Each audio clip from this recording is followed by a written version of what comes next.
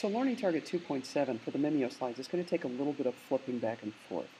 It shows me this diagram and it wants me to find the measures of the missing angles. Now, notice the way it wants me to give my descriptions. So the ones I'm going to give a short explanation with. Alternate interior angles with something. Not just alternate interior angles. Which angle are you talking about? Alternate exterior angles with which one, etc. So, first I'm going to say, I'm going to look to see which one on the page I want to find first. You don't have to have done it in the same order that I did. I a lot of times start with alphabetical order if I can, and in this case I can find A, because I notice that A forms a linear pair. The angle with measure A forms a linear pair with the angle that's 27 degrees. Now, you're always supposed to show your work, so for A, I'm going to take 180 and subtract 27. I'll just put that above here. A is the first one I found, and so then 180 minus 27 makes this a 153 degree angle. And the reason that I know this is linear pair, and it's a linear pair with the one with measure 27 degrees. Now, let's say I didn't find B second. I went and found G next.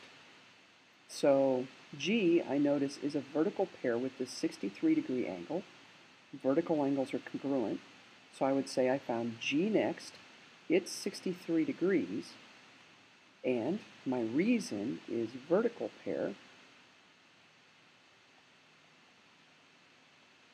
with the 63 degree angle.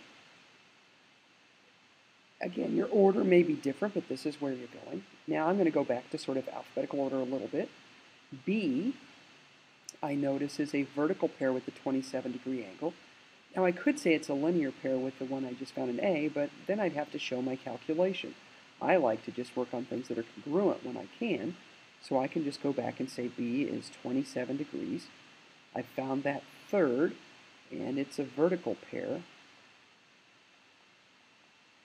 Easier to write on your paper than here, with the 27 degree angle. Then I'm going to go back. C is next. I can actually find C directly right now because it shows me out here that these two lines are parallel. I have this transversal. A and C are corresponding angles. And as long as those lines are parallel, corresponding angles are congruent. So C is also 153 degrees. It's the one I found fourth, and I found it because it's corresponding. That's actually not a good way to break that. Angle with the one with measure A. It's not angle A. It's the one with measure A. So if I want to keep this sort of alphabetical order thing going, I can. I don't have to, but I can, because it shows me that these two lines are parallel.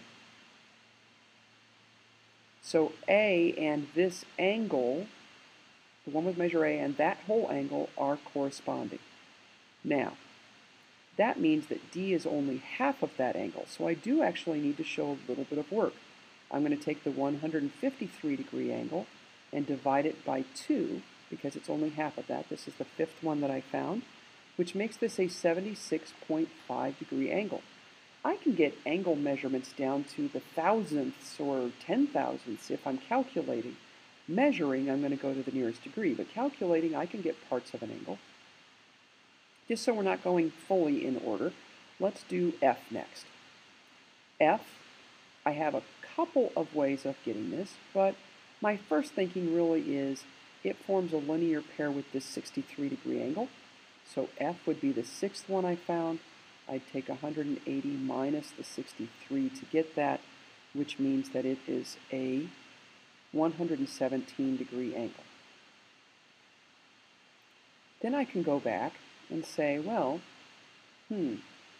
how's that going to get me something else? Maybe I go back to alphabetical order and I go try to find E. Maybe I do something else. I could find J at this point. Let's go ahead and do J because it's pretty basic. C, the one with angle measure C and the one with measure J are vertical angles, so they have to be congruent. So J is the one I found next. It's congruent to the one with measure C, so it's 153 degrees. So now I just need to find H and E. Well, H, if I look at this angle, it is alternate interior angles with the one with measure G, because here are my parallel lines cut by this transversal. I already know the measure. I know the value of G, so H is next. It's congruent to one with measure G, so it's also 63 degrees. That just leaves me E. Well, if these two are congruent, that means that this is also 63 degrees. E, I could calculate, but I sit there and I notice these perpendicular lines. Perpendicular lines form 90-degree angles, so E is 90 degrees. And it's the last one I found. Now you may have found these straight across 1 through 9, but you might have mixed it up as well.